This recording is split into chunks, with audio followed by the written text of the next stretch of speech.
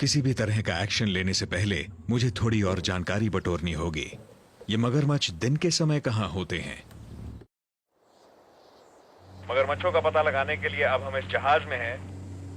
हमने मगरमच्छों के हमलों के ठिकानों के आधार पर कुछ इलाकों को आइडेंटिफाई किया है जिन्हें हम ऊपर से चेक करेंगे इस एरोप्लेन से। मगरमच्छ कोल्ड ब्लडेड होते हैं, यानी कि शिकार करने के बाद वो कहीं बैठकर सूरज की तपती धूप में अपना खाना हजम करते हैं। किस्मत अच्छी रही तो हमें वो अड्डे मिल जाएंगे जहां वो आराम करते हैं।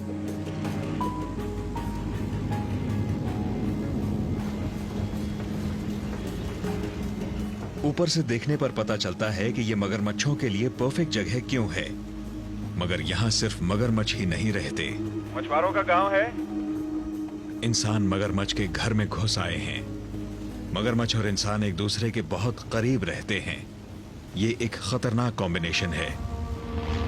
ये जो सारे सैंड बार्स दिख रहे हैं ना, मगरमच्छ इन्हीं पर आकर आराम करते हैं।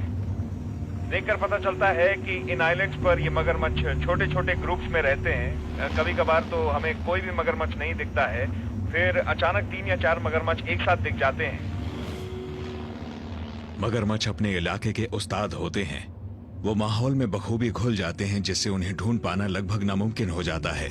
मगर उनकी रेप्टिलियन बनावट की वजह से उन्हें धूप सेकने आना ही पड़ता है।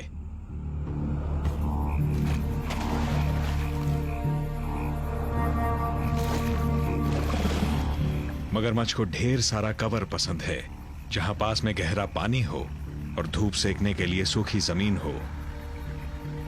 ऊपर से हमने देखा था कि यहाँ 6 या 7 बड़े मगरमच्छ मौजूद हैं। कोल्ड ब्लडेड होने की वजह से इनके लिए धूप सेकना जरूरी हो जाता है। नक्शे पर यह इलाका सभी मापदंडों को पूरा करता है। इतना ही नहीं, यहाँ से 4 गांव सिर्फ 1.5 किलोमीटर की दूरी पर हैं। ऐसे इस आइलैंड की तरफ धीरे धीरे नाव चलाना डरावना लग रहा है मुझे। यहाँ पर बहुत बड़े बड़े मगरमच्छ देखे मैंने।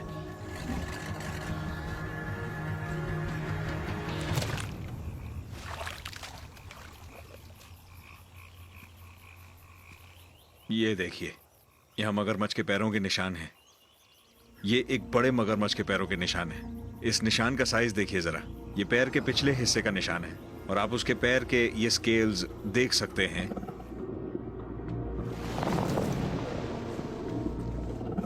उसके नाखून यहाँ पर गढ़े थे, तो इसकी सबसे लंबी उंगली से लेकर इसके पिछले हिस्से तक 12 इंच का पैर है इसका।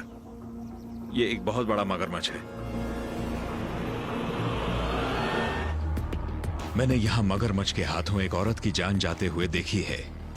यहाँ के लोग मिलिट्री को बुलाना चाहते हैं। ऐसा हुआ तो यहाँ हजारों मगरमच्छों की लाशें बिछ जाएंगी। यहाँ के लोगों का मानना है कि यही एक विकल्प है, मगर मैं नहीं मानता। इन जानवरों की बनावट कमाल की है। ये पानी के नीचे 1 घंटे तक रह सकते हैं। सूंघने की शक्ति कमाल की होती है। इनकी नजर भी काफी तेज होती है और सुनने की शक्ति भी अच्छी होती है। हालांकि इनका दिमाग बहुत छोटा होता है, फिर भी ये अपने माहौल को बहुत अच्छी तरह से समझते हैं। तो ऐसे किसी बड़े मगरमच्छ के करीब जाना और समझ पाना कि वो देखिए, वो रहा। मेरा दिल कह रहा है कि कोई मगरमच्छ मुझ पर नजर रखे हुए है। क्या मुझे यहाँ अगला शिकार समझा जा रहा है? शाम ढलते ही मुझे खबर मिली कि आज रात गांव के एक मछुआरे का अंतिम संस्कार किया जाएगा, जिसकी जान हाल ही में एक मगरमच्छ ने ली। हमारी दुनिया में मौत पर शोक मनाया जाता है, लेकिन यहाँ मौत को एक उत्सव की तरह मनाया जाता है।